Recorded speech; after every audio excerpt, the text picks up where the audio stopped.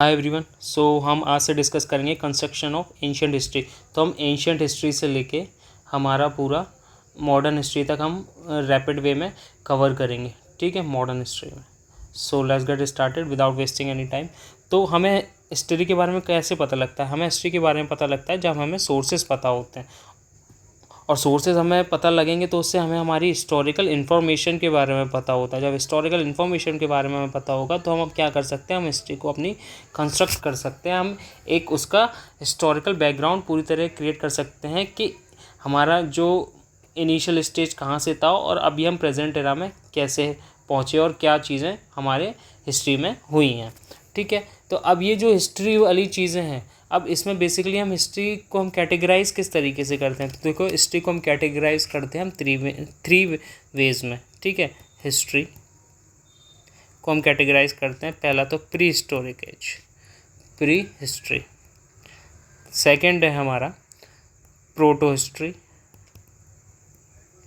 And third है हमारा history जो रिसेंट कॉन्टेक्स्ट में।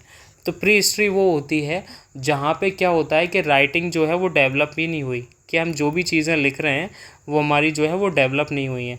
अब प्रोटो हिस्ट्री में क्या होता है कि हमने जो है राइटिंग तो डेवलप कर ली है, बट उसको डाइसिफर्ड नहीं कर पाए।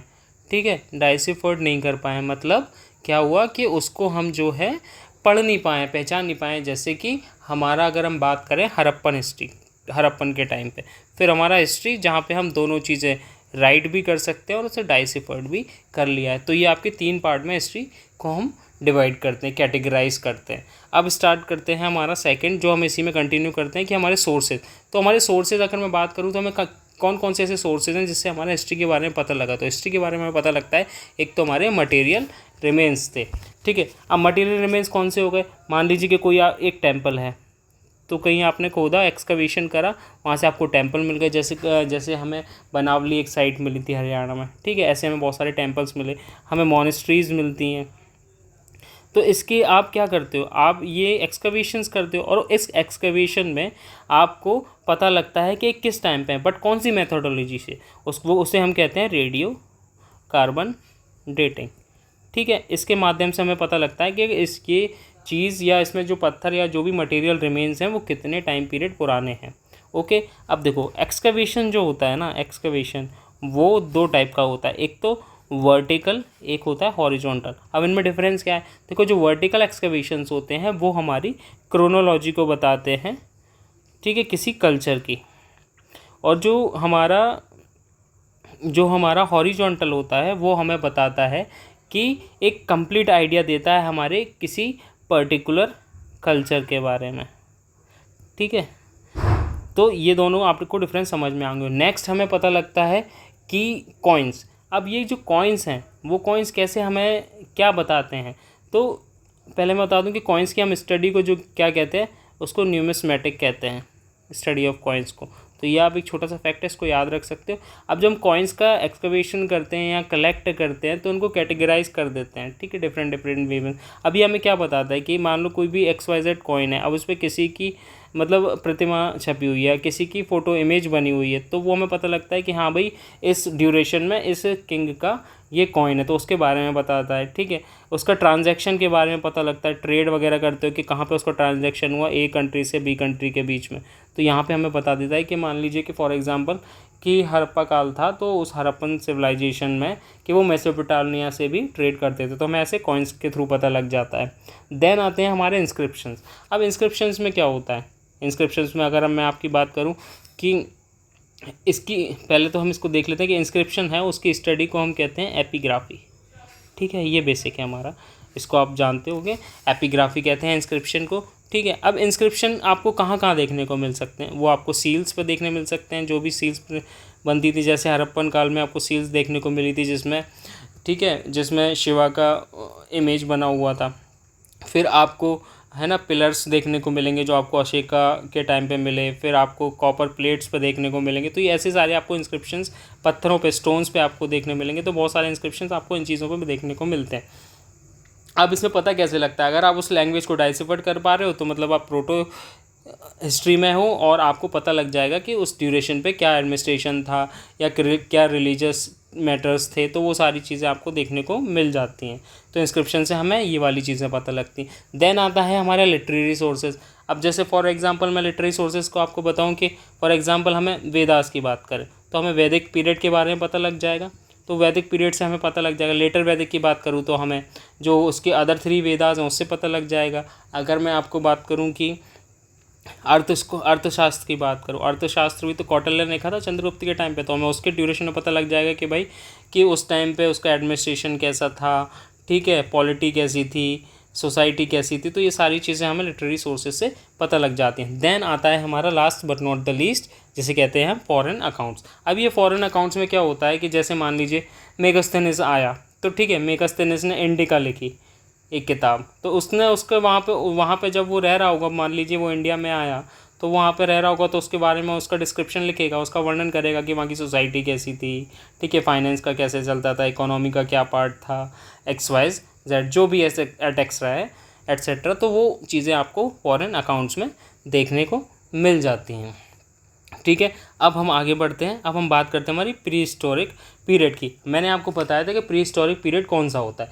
प्री हिस्टोरिक पीरियड होता है जहाँ पे आपने राइटिंग्स को अभी जो है क्या करा है, फाउंड नहीं करा है, ठीक है, जहाँ पे आपने राइटिंग को फाइंड नहीं करा है, ठीक है। अब ये हमारा 20 लाख मतलब 2 मिलियन BC पीरियड से लेके हमारा ये 2500 BC तक चलता है। अब यही हमारा जो था, इस ड्यूरेशन में हमारा पहला सिविलाइजेशन जो है वो जो है क्या होता है, अपीयर्ड होता है, ठीक है। अब जो हमारा प्री हिस्टोरिक पीरियड था, उस पीरियड में हमारी पीरियड में ह्यूमन हिस्ट्री को जो हमारा कंसिस्ट किस में होता है, 5 पीरियड में कंसिस्ट होता है। तो वो पहला होता है हमारा पैलियोलिथिक, दूसरा मेसियोलिथिक, तीसरा neolithic, fourth chalcolithic and fifth is iron age. तो ये सारे 5 पार्ट्स में जो है हम क्या करते हैं, हम जो है कंसिस्ट करते हैं, क्रिएट करते हैं पीरियड ऑफ ह्यूमन हिस्ट्री को, ठीक है।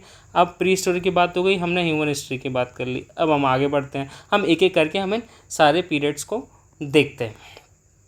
अब मैं बात करता हूँ स्टोन एज की, ठीक है। ये स्टोन एज जो था हमारा बेसिकली किस पीरियड की बात कर रहे हैं, हम स्टोन एज बात कर रहे हैं कि हम ये स्टोन के ड्यूरेशन के टाइम पे था, जहाँ पे हमने 3 पीरियड्स को डिवाइड करा, ठीक है।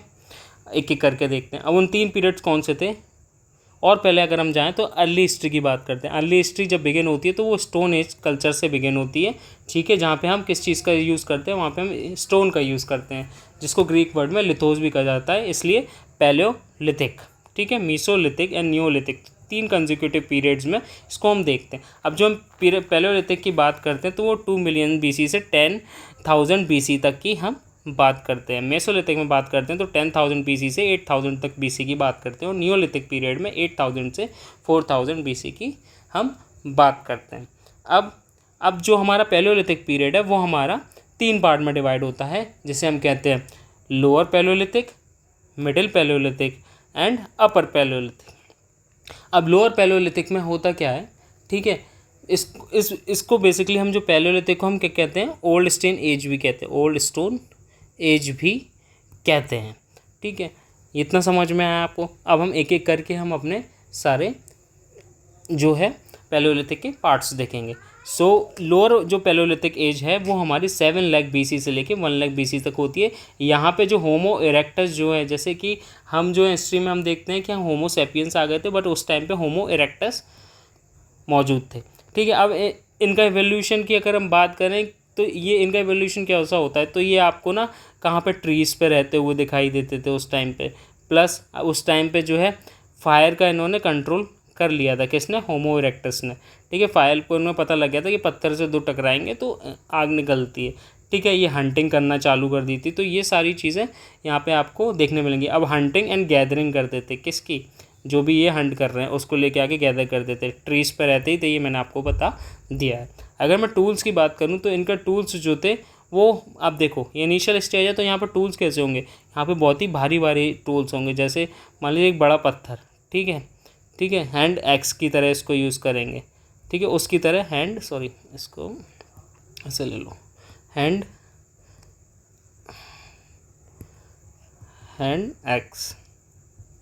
एक्सेस, तो इसकी तरह ये यूज़ करते हैं। देन उसके बाद अगर मैं आपको थोड़ा और इसके बारे में बताऊं पैलियोलिथिक के पीरियड के बारे में, जो कि लोअर स्टोन एज वाला है। तो ठीक है, यहाँ पे हम क्या हुआ था कि यहाँ पे हमारे पहले डिस्कवरी ऑफ नर्मदा मैन की डिस्कवरी हो गई थी। किसकी डिस्कवरी हो गई थी? जो पहला हमें मैन मिला था वो कहाँ मिला था? नर्मदा, ठीक है, जिसको हमने नर्मदा मैन कहा गया, नर्मदा रिवर के आसपास। ओके, तो this is about the key point, ये आपको रिमेंबर करना। अब यहाँ पे हम बात करते हैं कि हमारी जो मेजर साइट्स हैं। अब वो मेजर जो साइट्स हैं वो हमारी कौन कौन सी हो गई? तो हम बात करते हैं बोरी, दिदवाना, ठीक है, और हमारी भीमबेटका, ये हमारी इम्पोर्टेंट साइट है जो कि एमपी में है, हमारी जो है यूनेस्को वर्ल्ड हेरिटेज साइट भी। अब आप मेरे को बताओगे ये भीमबेटका जो है किसने फाउंड करी थी? ठीक है, उनका आप डिस्क्रिप्शन में नाम बताओगे। देन फिर नागार्जुन कोंडा, ये सारी साइट्स हैं। कुछ हमारी सोहन वैली साइट है जो पाकिस्तान में मिलती है, ठीक है, जहाँ पे सोहानियन कल्चर को आपको देखने को मिलेगा तमिलनाडु में। ठीक है, तमिलनाडु में आपको पल्लावरम मिलेगा, बेलन वैली आपको मिलेगी। बेलन वैली इज़ इम्पोर्टेंट साइट, बेलन वैली भी आपको देखने को मिलेगी। यहाँ पे आपको क्या होगा, यहाँ पे आपको 44 साइट्स मिलती हैं इस ड्यूरेशन की। ओके, भीमबेटका मैंने आपको बताई दी, और हंतोरा में जो कि नर्मदा मैन मिला था, हंतोरा एक जगह है एमपी में जहाँ पे आपको नर्मदा मैन मिला था, मतलब नर्मदा के आसपास, तो इसलिए नर्मदा मैन बोला गया है इसको। देन मूविंग फर्दर, अब हम बात करते हैं मिडिल पैलेलिथिक एज की। अब इसके बाद 10 लाख BC से 4000 BC तक। अब यहाँ पे जो ह्यूमन्स हमें मिले थे वो इस तरीके के मिले थे कि नियंदरथल, ठीक है, इनको इस नियंदरथल। देन इवोल्यूशन, अब यहाँ पे इवोल्यूशन कैसा होता है? देखो यहाँ पे ना क्या हुआ था, मेन इंपॉर्टेंट बात कि लैंग्वेज जो है हमारी वो डेवलप हो गई थी। कुछ तो सिंबल्स बना रहे थे ये लोग, बट लैंग्वेज डेवलप हो गई थी, वो डाइसिफर्ड नहीं हुई है, तो लैंग्वेज इन्वेंटेड हो गई थी। बट हंटर एंड गैदरर तो ये थे उस टाइम पे, ठीक है। अब इसमें एक टूल्स में जो आपको इंपॉर्टेंस देखने मिलेगा कि यहाँ पे जो टूल्स आपको काफ़ी बड़े बड़े हैवी मिलते थे वो यहाँ पे थोड़े से क्या हो गए थे, रिफाइन हो गए थे, ठीक है, प्लस लाइटर हो गए थे, हल्के हो गए थे, ताकि वो इजीली जो क्या कर सकें, हंटिंग और गैदरिंग कर सकें। मान लीजिए कि फॉर एग्जांपल जैसे फ्लिंट आपको इस टाइम पे मिलता था। फ्लिंट क्या होता है कि मान लीजिए कि एक बहुत बड़ा पत्थर है, आपने इसको साइड से तोड़ के निकाल दिया, तो आपको पता लगेगा कि वो छोटे जो है पतली बारीक सी एक नुकीली टाइप की चीज़ पत्थर कन्वर्ट हो जाती है, ठीक है, तो उसे फ्लिंट हम बोलते हैं। अब यहाँ पे कुछ हमारी इंपॉर्टेंट साइट्स हैं, जैसे कि भीमबेटका तो कॉमन साइट रहेगी हमारी, नेवासा हो गया, ओके। देन बेलन वैली भी हमारी, बेलन वैली ये हमें कहाँ पे देखने मिलती है? ये यूपी में मिलती है। मैंने आपको बता दें यहाँ 44 साइट्स जो हैं, ठीक है। और अब यहाँ पे हमें क्या होता है कि हमें यहाँ पे कोई भी ह्यूमंस के जो है फॉसिल्स भी नहीं मिलते हैं, ये एक इम्पॉर्टेंट पार्ट है, नो ह्यूमन फॉसिल्स। इस ड्यूरेशन के में कोई भी ह्यूमन फॉसिल्स नहीं मिलते हैं, और इसकी साइट्स को मैंने आपको बता दिया। देन मूविंग फर्दर, हमारी कुछ अपर पैलेलिथिक एज की बात करते हैं। अब ये ड्यूरेशन हमारा 40,000 BC से 10,000 BC की बात करते हैं। यहाँ पे हमारे कौन आ जाते हैं? Homo sapiens. अब यहाँ पे एवोल्यूशन कैसे होता है? अब जो बाकी जो होमो सैपियंस ने जो है बाकी लोगों को क्या कर दिया था? एलिमिनेट कर दिया था, ठीक है। अब जब इन्होंने बाकी लोगों को एलिमिनेट कर दिया और ये अपने थोड़े मतलब बेस्ट वे में आए, तो मतलब इनको हमने क्या बोला? मॉडर्न ह्यूमंस या मॉडर्न होमो सैपियंस, ठीक है। अब यहाँ पे जो इवोल्यूशन हुआ, यहाँ पे ये कपड़े वपड़े पहनने लगे, ठीक है, थोड़ा सा मतलब हंटिंग वंटिंग करने लगे, और मतलब हंटिंग और कैसे और बेटर, मतलब बहुत बड़े बड़े एनिमल्स को मारने भी लगे, और उससे ज़्यादा लाइटर जो है वो टूल्स हो गए थे, ओके। अब टूल्स कैसे कि दोनों साइड पॉइंटेड होने लगे और पॉलिश्ड भी होने लगे, जैसे फॉर एग्जांपल में ब्लेड्स हो गई, ठीक है, स्क्रैपर्स हो गए, ठीक है। तो ये सारे इस तरीके के आपको टूल्स जो है देखने को मिलते हैं। यहाँ पे आपको किस चीज़ का एक एविडेंस मिलते हैं? एविडेंस किस चीज़ का मिलता है यहाँ पे आपको? कि आर्ट्स, ऑर्नामेंट एंड आपको श्राइन्स, ये सारी चीज़ों के भी आपको क्या देखने मिलते हैं? एविडेंस मिलते हैं। अब मैं इसकी साइट्स की अगर मैं आपसे बात करूं तो यहाँ पे इनकी जो इम्पोर्टेंट साइट्स हैं तो वो साइट्स हैं बेलन वैली, प्लस आपको यहाँ पे देखने मिलेगी रेनीगुंटा, ये आपकी आंध्र प्रदेश में है, ठीक है, पटना, ओके। देन आपको ये सोन वैली भी देखने मिलेगी पटना के आसपास, ठीक है, यहाँ पे, और भीमबेटका ये तो आपकी कॉमन रहेगी, यूनेस्को वर्ल्ड हेरिटेज साइट है। और हाँ, बस बेसिकली इतनी ही इंपॉर्टेंट साइट्स हैं इस ड्यूरेशन में। सो आपको ये अपर Palaeolithic, middle Palaeolithic and lower Palaeolithic समझ में आ गया होगा। नाउ मूविंग फर्दर हम बात करते हैं मेसोलिथिक साइट की। अब मेसोलिथिक पीरियड में क्या होता है, देखो आपने देख लिया कि होमोसेपियंस आ गए। अब उस ड्यूरेशन के बाद 10,000 BC के बाद हम 8,000 तक BC की बात करेंगे। अब यहाँ पे पहली बार किस चीज़ का टूल का यूज़ हुआ, बो एंड ऑरोस का यूज़ होगा, मतलब लोग दूर पे ही खड़े होकर निशाना जो है मारने लगे थे। तो इस टाइम पे बो एंड एरोज का भी हो गया, बिग एनिमल्स को हंट करने लगे, ठीक है, दूर से ही।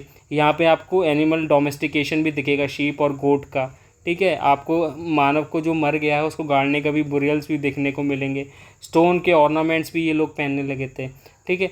टूल्स का ये माइक्रोलिथ मतलब छोटे छोटे टूल्स का यूज़ भी कर रहे थे ये लोग, ठीक है। इन दोनों के ड्यूरेशन के बीच में माइक्रोलिथ टूल्स होते हैं, मतलब स्मॉल साइज टूल्स होते हैं, ये आपके वेरी फाइन होते हैं, वेरी फाइन टूल्स होते हैं। लाइक मैं अगर इसकी बात करूं कि अगर for example bow and arrow use कर रहे हैं, तो इसमें ये जो इसका हेड बनाएंगे वो काफ़ी पॉइंटेड और वैसा बनाएंगे, ठीक है। और जो टूल्स होते थे काफ़ी रिफाइन होने लगे, मतलब वो अलग अलग शेप में होने लगे, रेक्टेंगल वे में होने लगे, ठीक है, स्क्वायर शेप में होने लगे, पॉइंटेड हो गए, ब्लेड शेप में हो गए, ठीक है। तो ये सारी चीज़ें आपको क्रिजेंट फॉर्म में मिलने लगे इस तरीके से। तो आपको टूल सारे तरह देखने को यहाँ पे मिलते हैं। यहाँ पे भी इसकी जो इम्पोर्टेंट जो साइट्स आपको देखने को मिलती हैं, वो यहाँ पे जो साइट्स हैं उनका नाम है, पहली साइट हो गई आपकी बेलन valley plus पिम्बेटका, महादना, Sarai Nahar and आपको जो है वो देखने को मिलती है आदमगढ़। ये सारी साइट्स जो हैं वो आपको यहाँ पे देखने को मिलेंगी। अब यहाँ पे जो साइट्स हैं, ठीक है, उसमें से एक और इम्पॉर्टेंट साइट है जिसका नाम है दमदमा। दमदमा ये बेसिकली हरियाणा में साइट है, ठीक है। इसका इम्पोर्टेंस ये है कि यहाँ पे 41 ग्रेव्स देखने को मिली हैं। और जो हमारा सराई नहार है, यहाँ पे आपको 4 ह्यूमन स्केलेटन जो है एक ही ग्रेव में मिली है, मतलब 1 ग्रेव में। तो आप याद रख सकते हो, ये एक फैक्ट है, तो इसको आपको पता भी होना चाहिए। ओके, अब इनकी जो मैं थोड़ा सा आपको इनकी जो मेसोलिथिक हैं इनकी आपकी लाइफ स्टाइल के बारे में बता दूं कि ये हंटर गैदरर थे ही, ठीक है, सेमी नोमैडिक हो गए थे इस टाइम पे। अब ये लोग क्या कर रहे थे, ये लोग थोड़ा बहुत हट्स में भी रहने लगे थे, हट्स या केव्स में रहने लगे थे, क्योंकि डोमेस्टिकेट कर रहे थे ये लोग एनिमल्स को, तो कहीं ना कहीं तो रहेंगे ही, तो पेड़ पर रह के तो डोमेस्टिकेट नहीं कर सकते। तो इस टाइम से डोमेस्टिक कर रहे थे, शीप, गोट, डॉग्स, तो ये सारी चीज़ों को डोमेस्टिकेट कर रहे थे। Okay, so this is all about किसके बारे में, मेसोलिथिक के बारे में। अगर मैं अब न्यूलिथिक की बात करूँ आपसे, ये इंपॉर्टेंट पीरियड में एक बहुत गज़ब का एवोल्यूशन होता है। वो होता है कि यहाँ पे ये क्या कर रहे हैं, ये डेवलपमेंट ऑफ एग्रीकल्चर हो चुका है। कैटल को रियर तो कर ही रहे थे, हर्ट में रहने लगे थे, ठीक है। अब एग्रीकल्चर कर रहे हैं तो आपको स्वाभाविक बात है कुछ अनाज आएगा तो उसको आप कहीं ना कहीं तो स्टोर करके रखोगे, इसलिए इन्होंने अर्दन वेयर्स बनाए, ठीक है। अब आगे चल के देखोगे कि ये पॉलिश्ड होने लगे, इस पर तरह तरह की मतलब डिज़ाइनें बनने लगेंगी, ठीक है। तो ऐसे तरीके से धीरे धीरे ये चीज़ें इवॉल्व होती जाएंगी। अब इनके टूल्स देखो और शार्प हो गए और पॉलिश्ड टूल्स हो गए। इन्होंने जो है डेवलपमेंट करा किस चीज़ का, वीट का, एग्रीकल्चर का, जिसमें वीट उगाने लगे, बार्ले, कॉटन, राइस, तो ये सारी चीज़ें आपको यहाँ पर देखने को मिलती हैं। देन पॉलिश स्टोन्स के बारे में, पॉलिश जो स्टोन टूल्स है उसके बारे में आपको बता ही चुका, ठीक है, टूल्स के बारे में। अब इसमें कुछ जो इंपॉर्टेंट साइट्स हैं यहाँ पे, ये बहुत इंपॉर्टेंट साइट्स हैं, जैसे मेहरारगढ़, मेहरगढ़ ये आपको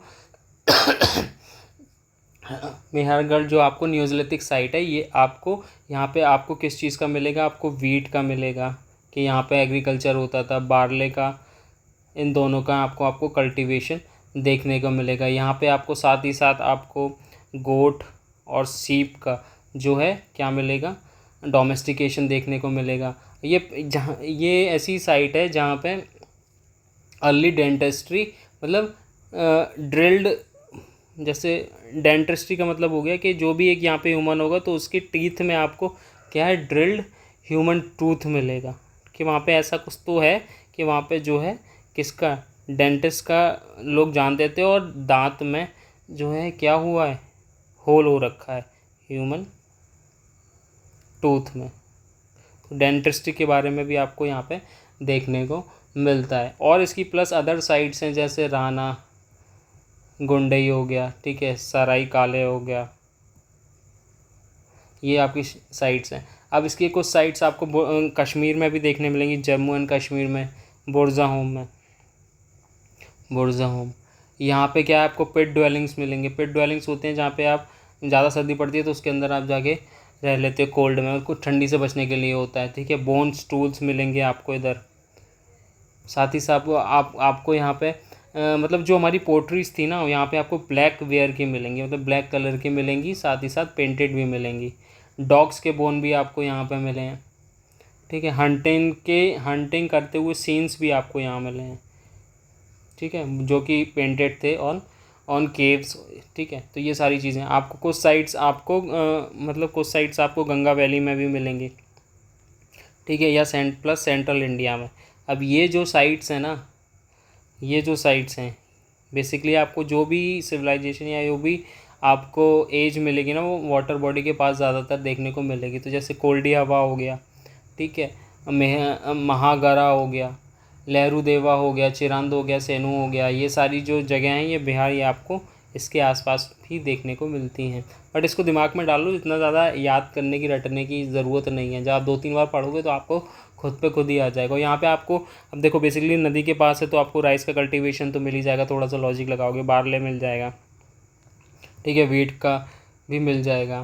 तो ये सारी चीज़ें हैं आपको क्या होंगी, देखने को मिलेंगी। अब ये हमने सेंट्रल इंडिया की बात कर ली, गंगा वैली की, जम्मू कश्मीर की बात कर ली, वेस्टर्न इंडिया की बात कर ली, ठीक है। ईस्टर्न इंडिया में अगर मैं बात करूँ तो आपको और भी बहुत सारी साइट्स हैं, जैसे कि बिरहानपुर है, चिरंद है, कुरचाल है, तो यहाँ पे भी आपको साइट्स मिलेंगी। कुछ साइट्स हमारी साउदर्न इंडिया में होंगी, और वो साइट्स में आपको कर्नाटक और तमिलनाडु में देखने मिलेंगी। और वहाँ पे आपको जैसे कर्नाटक में बात करूँ तो ब्रह्मागिरी है, मस्की है, ये सारी चीज़ें आपको देखने को मिलेंगी। साथ ही साथ आपको जैसे एस माउंट है, ये इम्पॉर्टेंट है, एस माउंट साइट, ये कहाँ, इसमें आपको कोडेकल में देखने को मिलती है।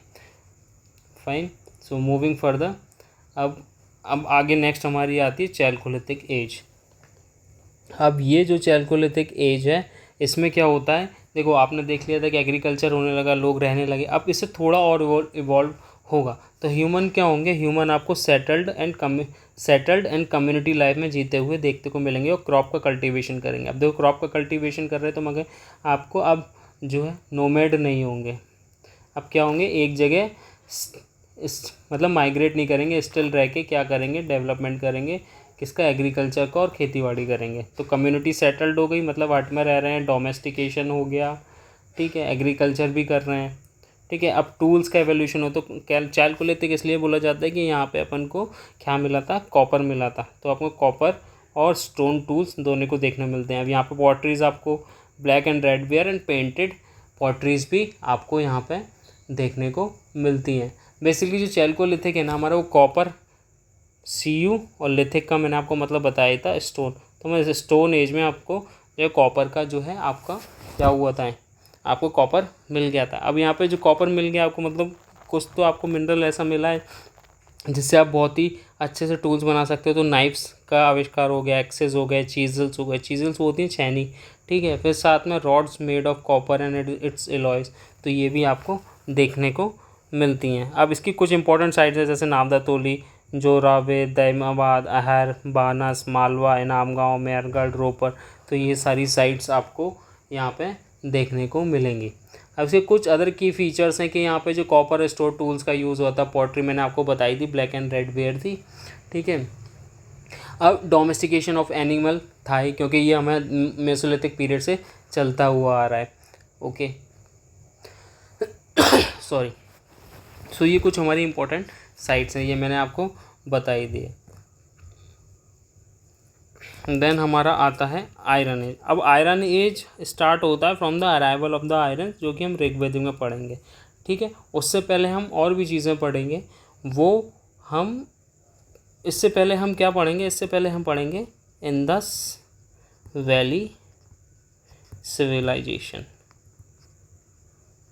आई होप आपको यहाँ तक आयरन एज तक तो इससे पहले तक सब समझ में आ गया होगा। इसके बाद हम हमारा नेक्स्ट लेक्चर पढ़ेंगे in the IVC, Indus valley civilisation. So thank you guys, this is all for today's lecture.